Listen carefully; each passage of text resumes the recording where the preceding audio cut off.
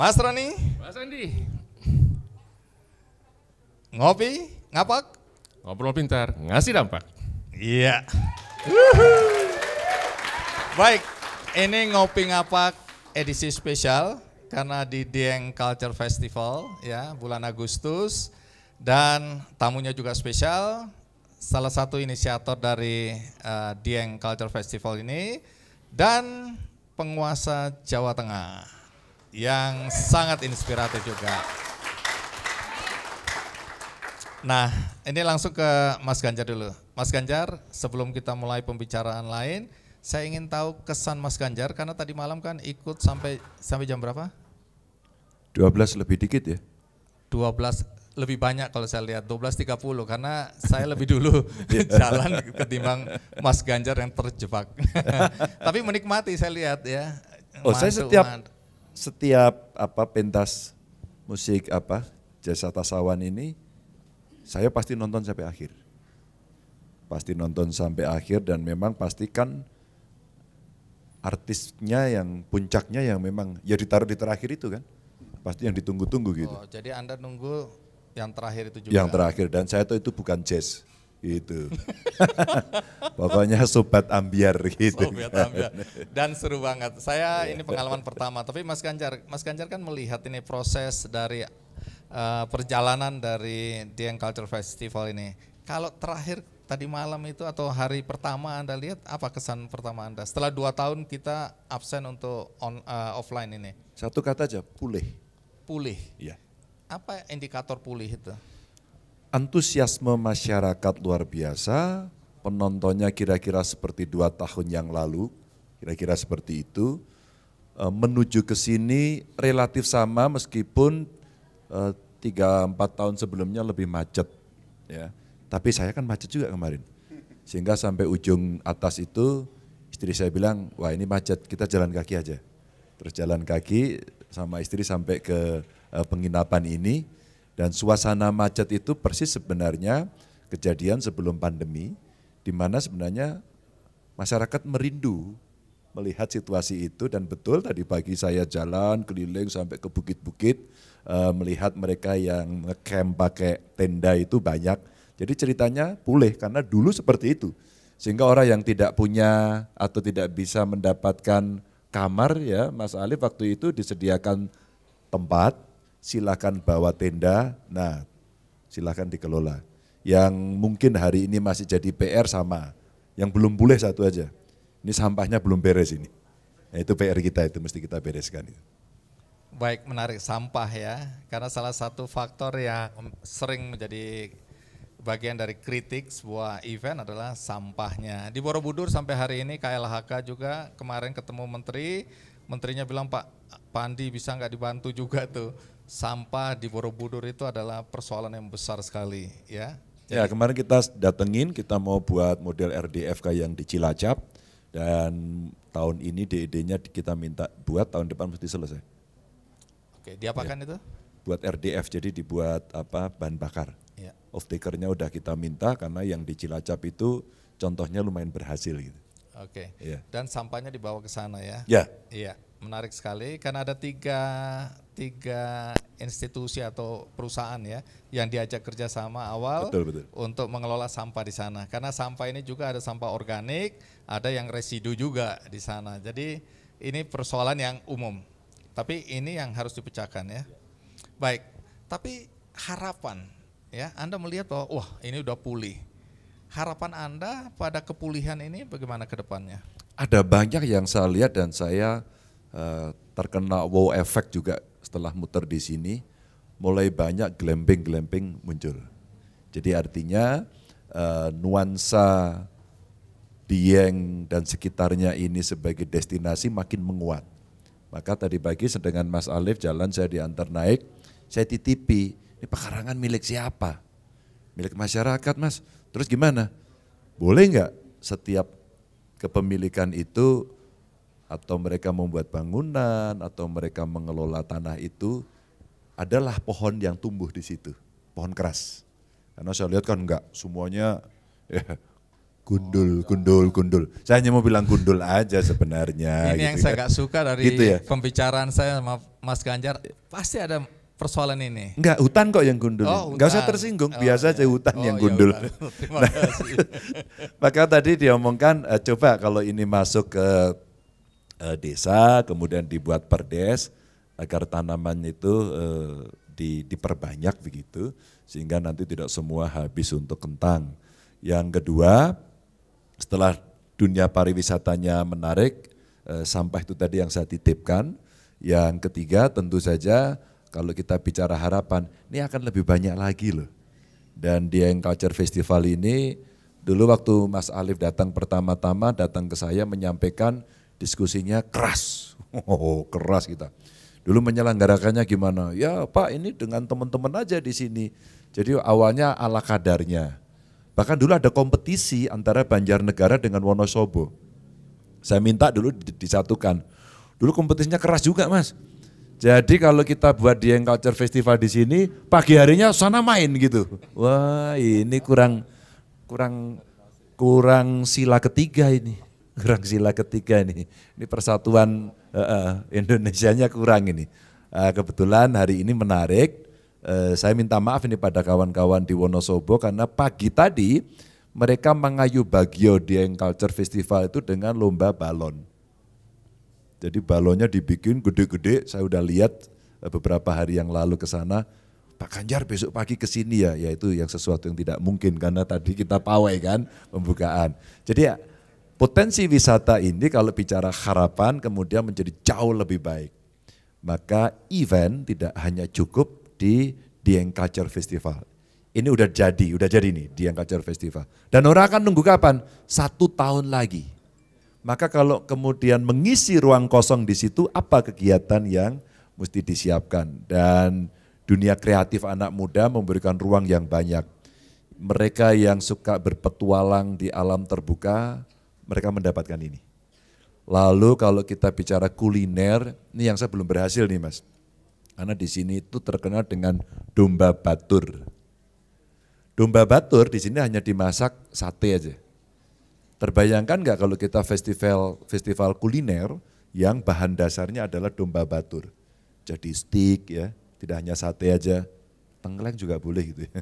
Atau jadi apapun masakan-masakan modern yang orang akan bisa berpesta sini. Nanti diundang yang chef yang beneran, terus kemudian cara masaknya bukan masak yang di dalam gedung gitu ya, outdoor, dan itu menjadi event berikutnya dulu. Dan macam-macam cerita yang lain kalau orang HES pasti suka, orang suka trekking pasti suka, kalau itu dilombakan ini akan menarik. Jadi Dieng running gitu ya, itu akan menarik di sini. Jadi yang suka tantangan ekstrim untuk sport di sini tersedia. Termasuk sebenarnya para layang ya, di bawah itu ada tempat yang tersedia. Jadi Dieng ini memberikan banyak modal untuk mereka yang punya inspirasi itu bisa berkembang. Jadi kalau harapan, jadi banyak sekali saya pikirannya ini. Kira-kira bisa dibikin apa. Dan potensinya oke. Dan kawan-kawan Mas Alif CS ini Mas Roni butuh kurator untuk mendampingi. Umpama gini, dari sisi event organizing-nya, mereka mesti belajar sama event organizer yang baik. Maka mesti ada pelatihan menjadi ya kurator IO. Nanti IO di dalamnya saya pengen kalau buat panggungnya itu betul-betul ada kurator panggung, kurator lighting, kurator sound system gitu ya. Sehingga nanti menarik. Tadi malam tuh backgroundnya yang burung itu udah keren banget, keren. Tapi saya agak terganggu beberapa kali soundnya tadi malam agak bletak-bletak gitu. Itu kurang oke. Nah, maka butuh kurator yang ada di situ. Ketika musisinya main itu mic-nya mesti clear gitu. Saya memperhatikan itu karena itu bagian dari seni pertunjukan yang oke. Padahal waktu dikolaborasikan dengan lampion, wow itu indah banget tadi malam itu. Gitu Mas, tanyain lagi yang lain dong. Saya nanti ceritanya kepanjangan saya. Tapi menarik ceritanya karena apa yang ada di dalam pikiran seorang pimpinan itu adalah visi untuk menggerakkan ya wilayah daerah-daerah di mana kepemimpinan dia berada. Nah, tapi sedikit masukan dari Mas Alif supaya Mas Ganjar juga dengar ya. Evaluasi terhadap pelaksanaan hari pertama. Apa yang menjadi catatan penting Anda dan mungkin sesuatu yang Anda harapkan mendapatkan dukungan dari pemerintah daerah? Terima kasih Bang Andi. Jadi sedikit evaluasi dari saya sebagai yang bertanggung jawab pada pelaksanaan ini tentunya adalah kekompakan yang memang agak tersendat mungkin karena 2 tahun baru rehat ya. Jadi teman-teman mengatakan ini kayak kram otot dan kram otak gitu. Dan ini memang menjadi dinamika yang baru, tetapi juga sebenarnya tidak baru. Mengapa? Karena memang teman-teman merasa awalnya, wah kita kan sudah melaksanakan 10 kali Mas, walaupun 2 tahun terakhir kita melaksanakan secara virtual. Tapi pada kenyataannya memang kita baru merasakan ketika satu kegiatan dengan pelaksanaan yang begitu cepat, dengan perencanaan yang kurang maksimal, tentu di dalamnya kita harus siap dengan dinamika-dinamika yang tentu ini akan menjadi banyak evaluasi di dalam kegiatan. Tetapi kita juga bersyukur bahwa kegiatannya kita lihat tadi malam seperti itu, tadi pagi saya sampaikan ke beliau, Mas Ganjar, jadi seperti inilah Mas Kup, jadi istilahnya memang masih PR ketika berbicara pariwisata berkelanjutan, tentu lingkungan ini menjadi pesan utama, prinsip ketika kita oke lah pada prinsip pelestarian budaya dan kesejahteraan masyarakat. Tetapi ketika lingkungan ini juga belum maksimal, maka ada apa di situ? Dan tadi alhamdulillah Mas Ganjar ini memberikan banyak masukan. Salah satunya tadi langsung saya ketemu dengan ownernya, alhamdulillah salah satu juga masih keluarga. Mas ini minimal 2 meter lah ada pohon. Saya yakin masyarakat wisatawan akan lebih suka. Dan alhamdulillah ini menjadi satu masukan yang luar biasa yang memang kami menyadari bahwa kami di dalam lingkaran tentu harus ada orang dari luar lingkaran yang melihat kami.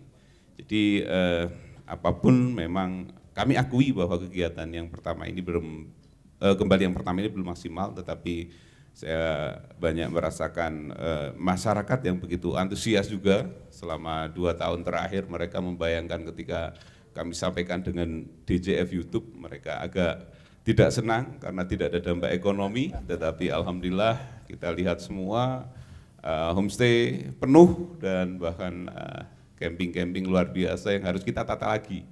Karena pada kenyataannya camping-camping yang dilaksanakan banyak yang asal-asalan, tidak disiapkan sarana prasarana yang baik. Ya, permasalahan sampah umpamanya, apakah di situ berapa sih tempat sampah yang diperlukan dalam satu pembuatan area Grand Camp? Jadi tadi agak malu juga sih saya sebagai orang sini. Kami potong kompas, gimana kita ngomong apa sih ya Mas Ganjar ya?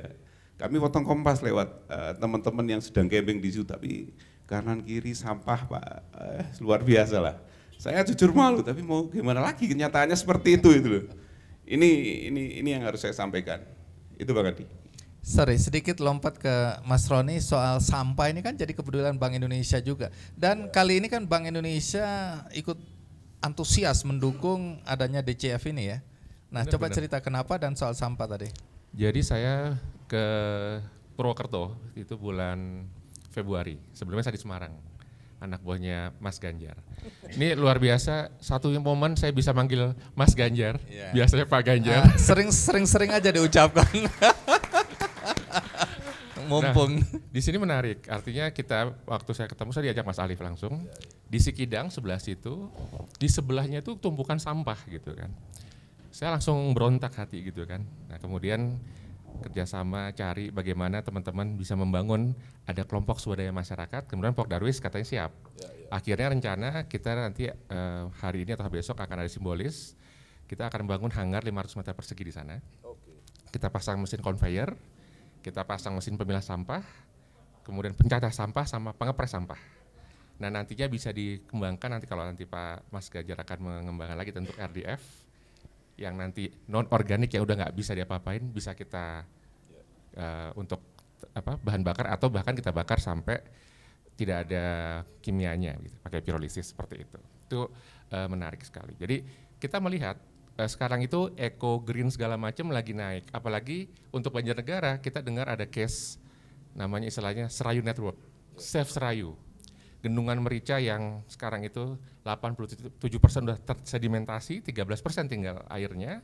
Dan kalau itu nanti na'uzubillah min dzalik tidak terjadi yang tidak kita inginkan, itu bisa berdampak yang cukup signifikan, bahkan sampai ketahanan pangan Jawa Tengah gitu.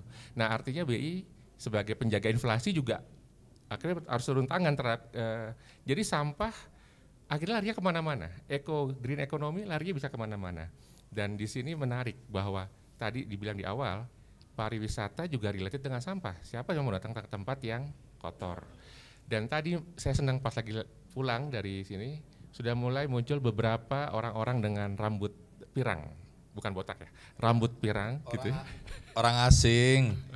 Iya, Anda rambut putih bukan pirang. Iya. Pirang-pirang. Kalau saya itu rambutnya pirang-pirang. Kita lihat di situ ada bagaimana tadi saya lihat orang Jerman, kemudian ada orang Belanda kalau nggak salah tadi. Nah, ini udah mulai menunjukkan bahwa nanti seperti arahannya Mas Ganjar ada ruang waktu sampai di CF yang ke-14 kita ngisi. Mungkin nggak sih kita mulai bangun ini menjadi tidak hanya karisma event nasional tapi bisa menjadi internasional. BI kan selalu berusaha untuk menaikkan kelas setiap titik. Nah kita lihat 3A, 2P, atraksi, akses, amenities, people, promotion. Saya sepakat dengan Mas Ganjar, kurasi penting. Nah kita udah lihat bagaimana atraksi kita tingkatkan. Tadi hari ini kita dapat rekor muri Banjarnegara, selamat Banjarnegara. Dapat rekor muri, potong rambut gimbal terbanyak 14, harusnya 15, tapi yang satu nangis tadi. Sepedanya kurang gede. Kurang besar.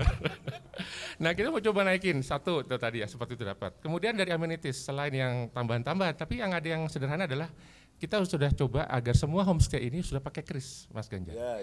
Jadi pembayaran digital, anak-anak muda lebih cepat. Nah itu yang kita coba angkat. Saya juga pakai, saya taruh sini tadi. Nah, Oh itu keris. Oh lain ya. Ini QRIS. Oh QRIS ya. Ocon deso. Iya iya. Ini memang susah ternyata. Nah oleh karena itu saya senang nih. Mungkin pertanyaannya ya Mas Ganjar adalah kita butuh orkestrasi sebenarnya. Ya betul. Karena BI nggak bikin sendiri. BI harus bersama-sama teman-teman pentahelix mungkin hexahelix, bahwa kita mau bangun Banjarnegara bersama-sama semua. Nah ini mungkin arahan dari Mas Ganjar yang mungkin bisa akan membuat inspirasi buat para dinas untuk yuk sama-sama yuk, jangan masing-masing. Apalagi tadi ada Wonosobo, ada Banjarnegara, kita mau bersatu kan sila ketiga. Mungkin itu Mas Ganjar. Kasih. Monggo langsung aja. Iya, jadi sudah cocok itu. Mau penta, mau hexahelix ya, tapi kita selesaikan. Dan terima kasih BI sudah memulai sampah ini, sudah kita diskusikan lama ya dengan BI. Beliau waktu di Jateng dulu juga udah bicara, kesadaran masyarakat mulai dibangun juga. Nah, apa yang mesti kita kerjakan, ini kebetulan ada Pak PJ Bupati, Forkompimdanya komplit juga, dari TNI Polri juga komplit juga. Jadi Jawa Tengah itu punya 4 yang waktu itu menjadi prioritas di luar yang sudah terkenal Borobudur tentu satu ya. Lalu ada Dieng, lalu ada Karimun Jawa, dan ada Sragen ini Sangiran. Jadi ada 4. Desain itu sudah kita bikin, sekarang tinggal kita eksekusi. Problem berikutnya yang mesti kita selesaikan khusus untuk Dieng sebenarnya infrastruktur atau akses transportasi. Ini jalannya terlalu sempit ini. Dan tanahnya ini banyak tanah milik cagar budaya. Jadi kita mesti atur betul dan siapapun yang memanfaatkan mesti hati-hati, mesti bisa memitigasi karena gedung ini pun punya Mas Alif ini kemarin mau dibuat septic tank ya. Di depan itu mau dibuat septic tank, di belakang nemu candi Mas. Bukan nemu candi gitu.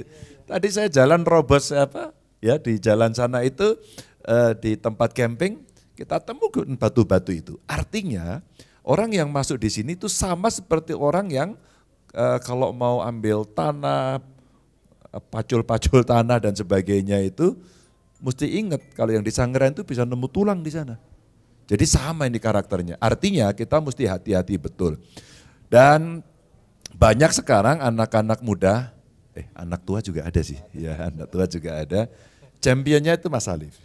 Ini championnya untuk pariwisata dengan kepeduliannya.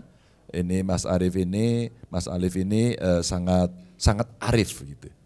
Arif, rendah hati, dikasih masukan itu mau, tapi diskusinya apa solusi berikutnya. Ya sampah, ya ngatur, ya event, ya ekonomi begitu ya. Sehingga dulu waktu pertama kita buat pawai pakai kuda terus pakai apa? Dokarnya sewa apa gimana keretanya dulu. Sewa terus gitu. Terus ini masih sewa? Alhamdulillah ini ada dua yang sudah kita punyai. Yeah. Jadi satu dukungan dari Kemenparekraf, satu yang baru ya Mas Roni ya. Jadi dari BI. Dari BI lah. Nah, gitu. Aku sebenarnya mau saya sampaikan itu, ini ada bantuan itu. Yeah. Masuk gitu. Jadi Masuk, kita ceritakan itu. Dan ini bisa jadi apa ya, alat sekaligus kalau jalan tuh jadi ornamen yang menarik. Karena tentu bukan jenis kereta yang biasa saja, bentuknya bagus, dinaiki oke, terbayang nggak di Eropa gitu ya. Tapi ini untuk pawai-pawai, pawainya bisa dilakukan terus. Dieng Kacer Festival 17-an gitu kan. Karena basis eventnya sudah ada, tinggal bagaimana kita mengembangkan. Nah, PR-PR itu saya sepakat, nanti kita selesaikan ya Pak Bupati ada di sini, nanti bisa kita dorong. Pertaniannya juga kita edukasi. Ini perhutani juga punya wilayah banyak di sini. Kira-kira kalau mau produksi hasil pertanian di luar kentang apa sih gitu. Di sini kan ada bunga. Yang saya bayangkan sih, di jalan utama itu yang terlalu sempit itu, karena lahan kiri kanannya juga sudah mulai banyak bangunan, mumpung belum padat sekali, segera tanahnya diinventarisasi. Kalau tidak salah Purbakala itu ya. Kalau tidak salah beberapa sudah lepas menjadi milik. Kalau itu bisa lebar, itu menarik Mas. Tempat pertunjukan di jalan raya itu ya di situ sebenarnya yang saya bayangkan. Atau kalau enggak ya kita minta izin, dibuat apalah. Jangan-jangan kalau desainnya bagus, jalannya elevated gitu juga menarik loh di situ. Orang akan bisa melihat tanpa mengganggu pertanian yang di bawahnya. Itu akan menarik sehingga lancar dan orang akan melihat situasi yang unik gitu. Jadi tidak terlalu merusak, tapi fasilitas infrastrukturnya terdukung dan ada sekali lagi ada wow efeknya, orang lihat wah bisa lewat yang ada di sana gitu. Ini menarik. Dan tadi malam saya sampaikan begini, ini bukan perayaan kita lepas dari pandemi loh gitu. Tadi malam yang rame Bang, itu bukan perayaan kita selesai pandemi. Tapi minimal ini bisa menunjukkan bahwa resilience, kita punya ketahanan yang luar biasa. Mereka bisa atur dengan menjaga diri masing-masing, sehat. Saya tanya, Mas saya kalau tadi naik kuda aja saya tanya, Pak Ganjar, sudah vaksin berapa kali gitu. Saya nggak mau rugi juga gitu kan dari pemerintah ini. 3 Pak, itu hati saya udah tenang Mas, udah tenang. 3 ya aku tahu kamu nggak pakai masker, tapi kok udah 3 kali ya insya Allah oke lah gitu ya. Terus kita cek makannya apa, oh makannya lumayan dia bergizi di sini. Itu kita tenang sebenarnya. Jadi kalau ada apa-apa ya dia bisa punya daya tangkal. Itu Mas. Tapi menarik ya, hari ini kita lihat ada sesuatu yang berbeda dari Mas Ganjar. Saya ini selalu memperhatikan Mas Ganjar, bukan karena saya suka atau apa tidak, kebetulan aja kalau di TV gitu kan. Nah Mas Ganjar kemanapun juga itu paling disiplin memakai masker. Tapi hari ini saya lihat Anda agak longgar. Apa yang Anda pikirkan sehingga Anda berani untuk longgar gini? Satu, saya di tempat terbuka terus. Kedua, ya kadang-kadang kita lepas. Lepas itu kalau udah mepet-mepet gitu lupa, terus kalau orang diam aja saya diam nggak masalah. Tapi kalau udah, Pak foto, udah gitu deket-deket lagi Pak. Lu ABAP kan nyemprot toh.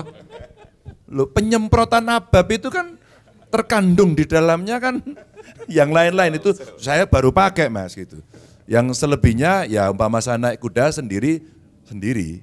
Saya sadar ini agak ada jaraknya gitu ya. Dan itu tadi Mas, sebenarnya kita confident aja untuk melaksanakan. Sambil saya tanya itu, foto Pak, foto apa? Udah vaksin belum? 3 kali Pak, sambil ngotot, ngegas gitu ya. Itu artinya oke, beres gitu ya. Itu aja Mas.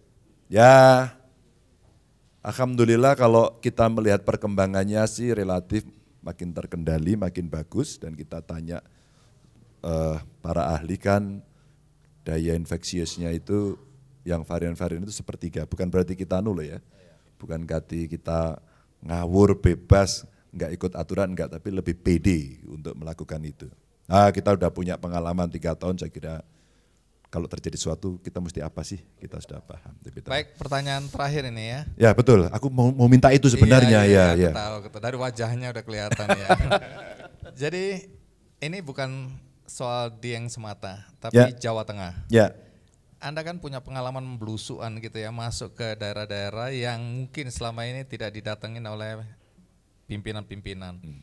Nah, Anda sendiri melihat potensi yang ada di Jawa Tengah dan tantangan yang dihadapi desa untuk tumbuh dan berkembang menjadi desa wisata. Desa wisatanya sekarang tumbuhnya luar biasa Mas. Dan kita menangkap suasana kebatinan dari masyarakat desa yang bisa atau punya keinginan untuk mengembangkan potensi lokalnya. Satu, dia mulai paham bahwa ya hari ini kebutuhan masyarakat untuk wisata itu tinggi. Apalagi sudah ngempet gendeng selama 2 tahun gitu kan. Orang pengennya sekarang kalau wisata di tempat-tempat mainstream udah biasa.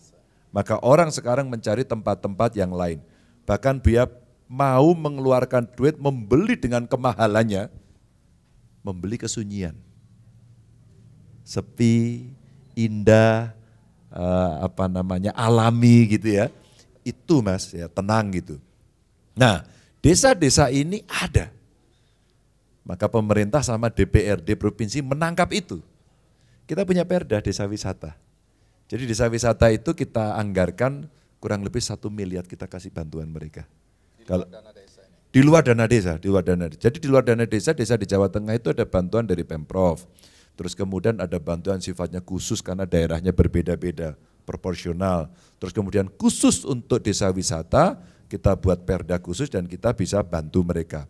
Nah pada saat diketok itu langsung semua ngirim proposal. Ya enggak begitu bro, saya bilang gitu. Anda kelola dulu, ada hasilnya, dan itu tadi ya Mas Roni, mesti ada potensi naik kelas, jangan cuma buat gitu-gitu aja. Nah ini kita dorong, dan potensinya hebat. Kemarin beberapa kades, ada dari NTB, ada dari Banten, ada dari Riau, mana lagi kemarin, mereka datang dari Kalimantan, terus kemudian studi banding melihat potensi-potensi desa wisata itu. Kebetulan yang dilihat di Umbul Ponggok yang ada di Klaten, itu memang contoh yang bagus. Sampai nilai ekonomi yang dihasilkan itu bisa membuat program 1 rumah tangga 1 sarjana, dikasih beasiswa. Nah ini bagus, dan rata-rata pada saat saya tanya, Anda tanya enggak sama kadesnya itu, duitnya dapat dari mana? Wah lupa Pak saya tanya itu.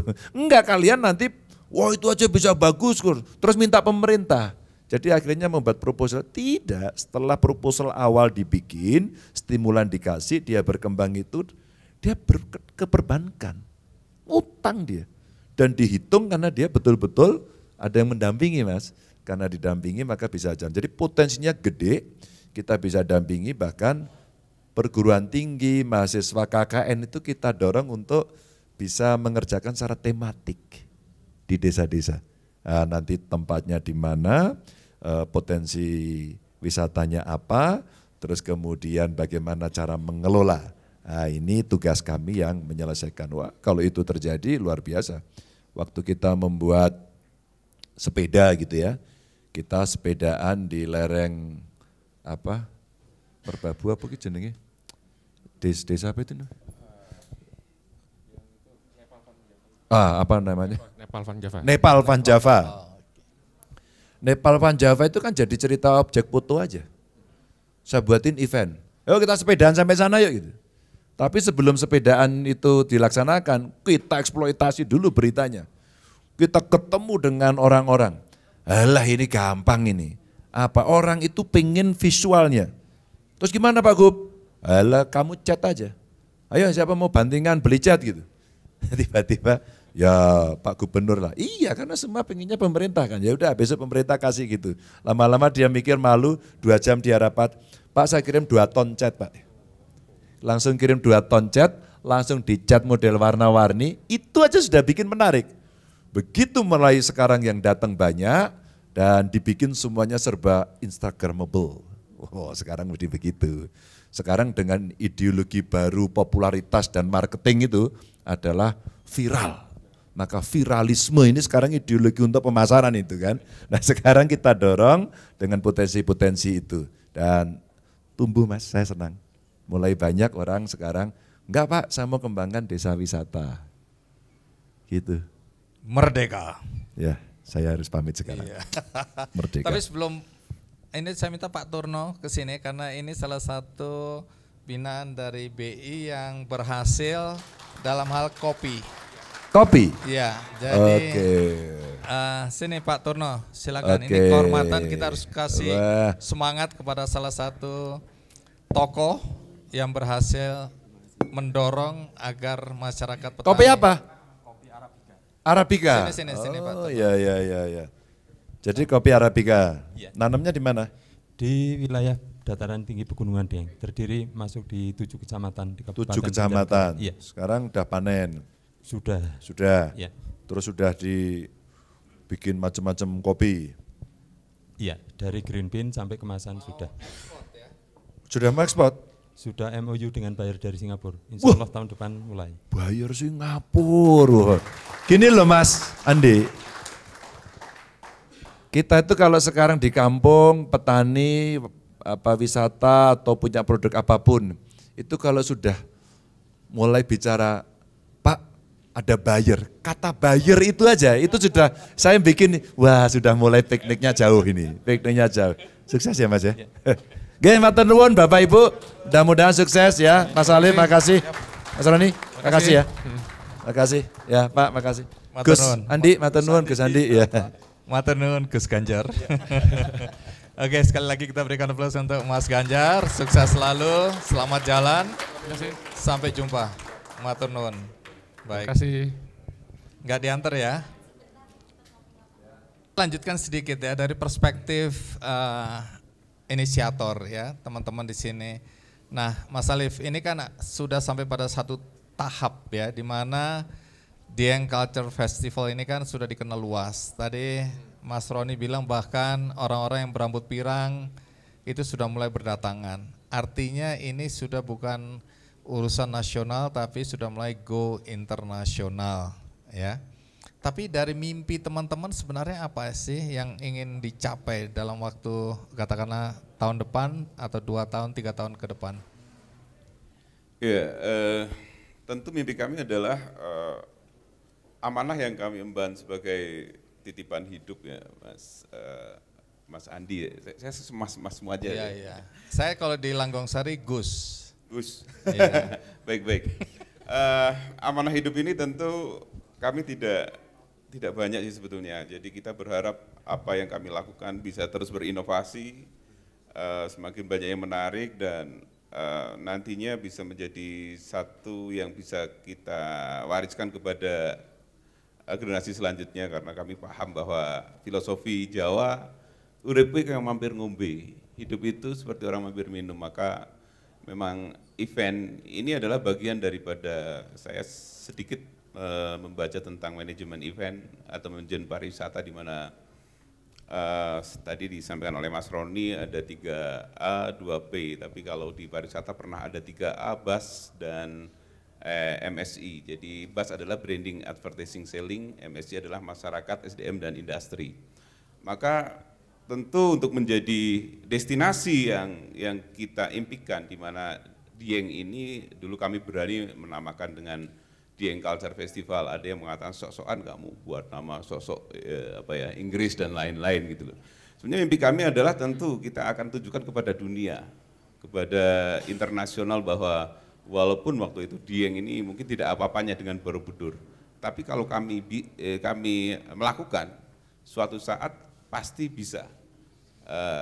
Orang Jawa selalu mengatakan wong titi bakal tenemu. Orang yang bersungguh-sungguh pasti akan menemukan. Maka ini menjadi semangat kami di panitia di Pok Darwis bahwa ayolah jalan hidup ini yang diamanahkan oleh kita niati dengan ibadah. Dan pasti oke lah kita dengan keterbatasan SDM kita sekarang diberikan keleluasaan. Mohon maaf jujur saja, bagaimana sih kok bisa menayangkan beberapa banyak sub event itu? Sebenarnya kami simpel kok, Bang Andi atau Mas Andi. Kami itu selalu googling pariwisata terpopuler tahun ini, pariwisata terpopuler, event terpopuler di Asia. Baru di situ kita coba apa ya kira-kira yang pas buat Dieng. Itu seperti itu sebenarnya.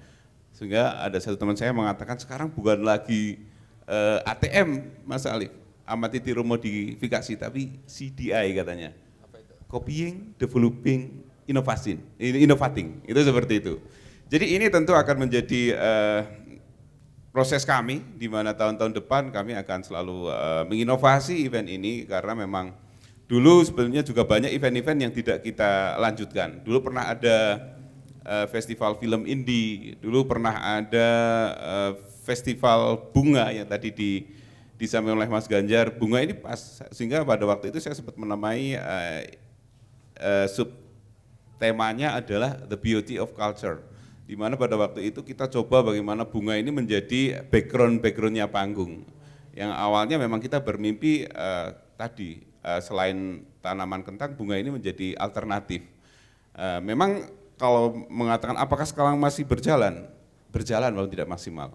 Kalau kita jalan mungkin di perputaran jalan utama sudah banyak warga-warga yang mulai menanam kala lili di sini. Dan ini menjadi mimpi kami juga bahwa Dieng ini sebetulnya banyak potensi yang memang nanti mendukung dalam pelestarian lingkungan. Kita akui, tadi saya jalan-jalan bersama Mas Ganjar pagi-pagi, saya minta saran semua sih, memang saya akui memang Dieng ini banyak problem. Dari pertama saya menginisiasi masyarakat sadar wisata ini, pada waktu itu juga sudah ada isu nasional kerusakan Dieng. Ada program sama sebenarnya Mas Roni, Save Dieng itu lama banget. Hanya saya juga bingung programnya apa ya, kok namanya keren Save Dieng, tapi yang diselamatkan itu apa? Karena memang saya juga belum melihat yang keberhasilannya. Jadi tentu dulu selalu program kami adalah setiap pergantian tahun harus ada sub event yang baru, dan ada juga nanti sub event yang harus kita hilangkan apabila memang itu tidak menarik. Maka tahun depan insya Allah kami akan mencari sub event yang menarik atau menginovasi event yang sudah ada. Mungkin itu Mas Andi. Oke, Mas Roni mungkin ya, karena Bank Indonesia punya interest yang tinggi untuk kawasan Dieng ini tadi, walaupun tadi sudah disampaikan, tapi apalagi yang menjadi perhatian Bank Indonesia? Ini kok jadi wawancara host ya? Bukan, tapi perspektif BI melihat potensi yang ada di Dieng. Terima kasih Mas Andi. Dan mungkin ya di Jawa Tengah juga. Iya. Mungkin yang saya tadi perhatikan itu dalam konteks 3A2P, ada sisi yang paling penting, sisi people. Kalau mungkin Bapak Ibu lihat di lapangan tadi, peran Mas Alif sangat kuat ya, strong banget. Dan saya tadi berkesempatan naik kuda di sebelah Mas Alif gitu ya. Lumayan gaya, karena depannya Pak Gubernur, jadi di dada-dada saya pura-pura kayak di dada-dada juga gitu, meskipun halu. Tapi poinnya adalah, kita yakin gak nih, kalau leadership ini tidak dipersiapkan nanti next generation-nya, itu sangat berbahaya gitu ya. Ada case-case di mana seperti di Banyuwangi gitu ya, atau di Jember juga ya, Jember. Ketika inisiatornya meninggal, betul, itu rohnya juga hilang. Nah gitu. Ini maksudnya bukan mendoakan yang itu ya, maksudnya jadi salah sangka. Tapi artinya leadership-nya harus mulai disebar sehingga nanti profesionalismenya bisa makin tumbuh. Nah saya pikir itu penting, mungkin harus dipupuk dari sekarang, karena nggak mungkin ujuk-ujuk bisa tercipta gitu Mas Andi. Makasih. Ini bisa dijawab nih, bagaimana mempersiapkan untuk regenerasi nih, karena kepemimpinan ini kan nggak harus bertumpu pada seorang Alif atau teman-teman yang saat ini menjadi tumpuan dari gerakan ini. Kan abis itu harus diwariskan kepada generasi berikutnya. Saya ambil contoh Jember dah ya, minta maaf. Kebetulan saya kenal baik lama kita diskusi, kemudian berkembang sampai ada hotel dan seterusnya. Tapi teman-teman beliau setelah meninggal datang ke saya, Mas Andi, ini naga-naganya Jember Karnaval ini akan tinggal sejarah. Pemerintah daerah dianggap tidak mendukung lagi atau dengan misi yang berbeda. Sehingga teman-teman komunitas ini ke sana, pemerintah ke sini. Nah, bagaimana Anda melihat regenerasi di Dieng sendiri? Jadi sebetulnya ini menjadi salah satu awal mengapa mungkin salah satunya mengapa kelompok kami namanya Pandawa. Pandawa itu tidak mungkin sendiri, Mas Andi. Jujur saya dibantu oleh banyak pengurus dan di situ ada lima orang. Saya masih harus menyampaikan, mereka tidak di sini. Ini menjadi hal yang bahwa saya sebenarnya tidak sendiri. Jujur kalau saya dikatakan pahlawan itu saya tidak mungkin jadi pahlawan kalau tidak dibantu oleh teman-teman yang lain. Dan tadi juga benar, saya sampaikan bahwa ada selain selling, advertising, selling itu memang tadi saya sempat ngobrol sama orang Kemenparekraf bahwa apa sih kira-kira yang dibutuhkan untuk meningkatkan kualitas event ini. Sama, kalau berbicara tadi masyarakat sudah mulai tertarik yang awalnya dulu tidak tertarik untuk ikut dalam kegiatan pariwisata. Tetapi kalau boleh saya sampaikan jujur, SDM, hospitality, pelayanan ataupun tentang kesadaran lingkungan dalam konsep sustainable tourism ini masih sangat rendah. Maka tadi saya sampaikan gimana ya kalau ini menjadi hal yang harus kita benar-benar fokuskan. Apakah bisa nanti setiap perencanaan event ke depan juga ada semacam kita menilai seberapa besar sih kalau dinilai dari SDM masyarakat Dieng. Karena apapun ketika kita go internasional, masyarakatnya tidak mau belajar tentang pelayanan yang baik, ini jangan-jangan jadi bumerang, Mas Andi. Dan selalu saya takutkan adalah melihat kurva kok selalu seperti ini ya, kurva itu selalu dari bawah dan suatu saat turun. Kadang saya selalu takut deg-degan, ini di puncak atau sedang dalam tahap naik. Ini selalu jujur dalam ketika saya menyendiri, ketika dulu kami bersama punya mimpi dan apakah ini menjadi satu puncak, kadang ketakutan. Apakah kurva itu harus selalu turun itu? Nah, maka tadi disampaikan mau pentahelix ataupun yang lain, yang penting adalah keberlanjutannya. Kami juga kemarin takut, kira-kira BI tahun depan masih dukung enggak ya? Kira-kira 2 tahun masih jangan dukung ngelihat ke ya? saya dan ngelihat ke sini sama ke situ. Siap. Ya. Soalnya saya lihat Bu DGS pun ya. Di depan kita kan banyak teman-teman BI dan ada Mas Roni. Apa yang menjadi kekhawatiran Anda? Iya, karena jujur kami butuh mitra. Jadi berbicara simpel ya, Pentahelix ini kami hanyalah komunitas.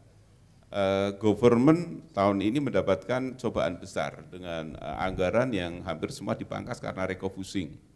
Awalnya kami pede banget awalnya. Tiba-tiba kami tanya ke Dinas Pariwisata di pemerintah daerah, wah mohon maaf Mas, ini tahun ini kita anggarannya masih terbatas. Di provinsi sama masih terbatas. Ini menjadi pemikiran. Alhamdulillah kita bersyukur, ada Bank Indonesia, Mas Roni masuk. Saya selalu menyampaikan, wah return of the light.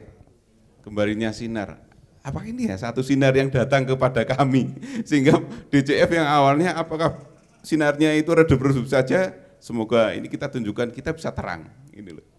Jadi dan tadi tentu menjadi ketakutan juga ketika sinar ini hilang enggak ya, ataukah suatu saat kita bisa membuat sinar sendiri ini loh. Karena berbicara sinar sendiri awalnya konsepnya adalah community based tourism. Pariwisata yang direncanakan, dikembangkan dan dikelola oleh masyarakat, dari rakyat, oleh rakyat, untuk rakyat. Ini bukan hal yang mudah untuk dilaksanakan, walaupun bukan hal yang tentu mudah dilaksanakan, walaupun mudah dibicarakan. Nah, maka memang bargaining position kami yang pada saat ini mungkin di level tertentu ini harus kita jaga memang. Tadi setelah cukur gembel saya tetap sempat berkumpul, gimana rasanya? Lelah. Jujur lelah sekali. Teman-teman ini mitra-mitra kami di sini ada Mas AA juga, Mas Kabul dari Ketua Karang Taruna sedang tak lihat dengan kelelahannya. Lelah itu pemahamannya apa? Sebetulnya lelah karena tenaga, tetapi saya yakin karena ini belum ending ya. Selalu disampaikan, bagaimana rasanya Mas Alif dengan event ini? Kami sedang membayangkan tanggal 5. Mengapa tanggal 5? Karena event kami gelar 2, 3, 4 dan tanggal 5 adalah tanggal yang kami harapkan sesuatu yang tidak ada apa-apa dan tanggal 5 adalah tanggal kesuksesan. Jadi seperti itu. Walaupun tadi saya bayangkan, kira-kira tahun depan ini kembali Bank Indonesia masih menjadi mitra kami enggak ya? Karena tahun ini kita komitmen ya. Ini event bersama antara Pak Darwis dan Bank Indonesia. Maka ya minimal saya berharap masih 3, syukur-syukur 5 tahun ke depan kita masih bisa bersama-sama lah sebelum nanti ada yang masuk. Jadi itu karena memang di dalamnya juga kita berharap nanti ada program lain untuk pra-event. Di mana saat ini oke lah, kemarin kita sudah ada pembinaan ataupun sosialisasi tentang QRISE ya, tentang KRIS, tentang bagaimana masyarakat juga harus siap dengan teknologi era sekarang. Yang lainnya adalah bagaimana kita nanti juga menyiapkan ketika para pelaku wisata, ketika kita bermimpi nanti ada bule-bule yang datang, bagaimana cara menerimanya, bagaimana cara melayaninya, bagaimana cara berceritanya yang baik. Ini menjadi harapan kami bahwa Dieng Culture Festival ke depan, masyarakat ini adalah masyarakat yang lebih ramah, tidak hanya ramah kepada diri sendiri, tentu kepada orang lain, yang harus kita impikan adalah secara internasional, dan tadi kembali kepada lingkungan. Kepada lingkungan. Di sini ada Pak Kades kami, ada Pak Camat, tentu kami berharap kami selalu didampingi juga, karena harus kita punya program bersama-sama. Keberhasilan kami ini, mohon maaf Mas Andi, event kami namanya event gotong royong. Saya hanyalah mungkin aktor yang mewakili di depan, tetapi saya tanpa, mohon maaf, Pak Kades yang selalu mendampingi saya, karena beliau selain juga kakak saya secara keluarga, tentu ini menjadi hal, ada orang-orang di balik saya pribadi. Mungkin itu Mas Andi. Baik. Tuh Mas Andi katanya Kades, makanya kan Pak Iya, saya sedang berjuang jadi Kades juga. Kades di Cilomo ya. Setelah ini nanti ada Mas Sandiaga Uno, Ibu DGS juga. Tapi sebelum kita akhiri, saya juga ingin partisipasi dari teman-teman yang hadir ya. Ada sesuatu enggak ya, sumbangan pemikiran atau mungkin kritik ya, masukan kritik atau pandangan tentang Dieng ini harusnya diapakan sih? Atau ada program apa lagi yang perlu menjadi sub tadi disebutkan? Karena tadi malam kami sempat sedikit ngomong soal jazz di atas awan. Nah, saya kan diminta oleh Pak Sigit menjadi penasehat dari jazz gunung ya.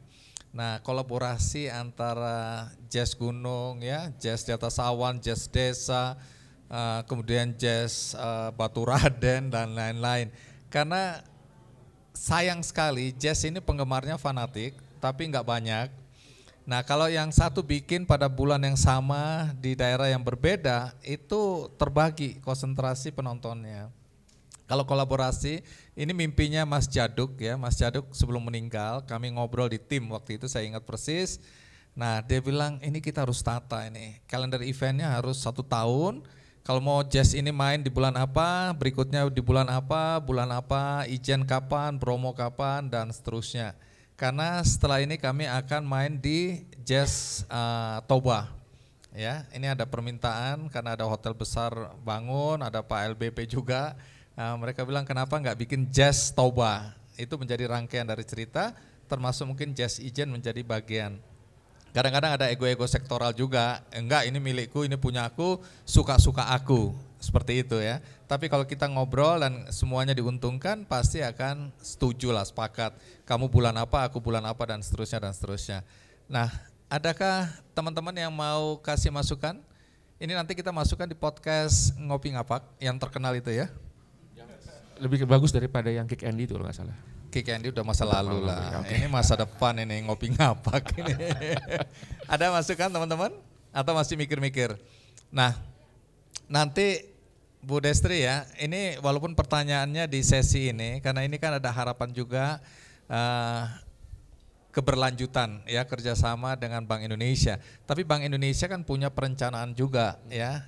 Nanti ada beberapa hal nanti akan dijelaskan juga oleh Bu Destri nanti sekalian sama Pak Sandiaga Uno atau Mas Sandiaga Uno ya. Tapi dari Mas Roni sendiri masih ada sesuatu yang ingin ditanyakan? Mungkin sementara cukup. Tapi nanti kita mau ada sesi juga bagaimana penyerahan indikasi geografis untuk kopi Banjarnegara ini luar biasa. Nanti bisa disaksikan juga dengan Bu Destri bersama Pak Sandi. Nanti di sesi berikutnya sama Mas ya. Turno juga nanti kita ajak. Kemudian juga nanti tentang pemberian tadi bantuan yang pengelolaan sampah di sini nanti juga kita akan seperti itu. Mungkin sementara dari saya oke nih Mas Andi, Mas Alif. Atau kita ini Mas dulu ya. Alif mau ya ada closing statement nggak Mas closing Alif? statement dulu penutupan. Atau sekali lagi ada yang mau sumbang pemikiran? Tuh, ada. Nah. Silakan.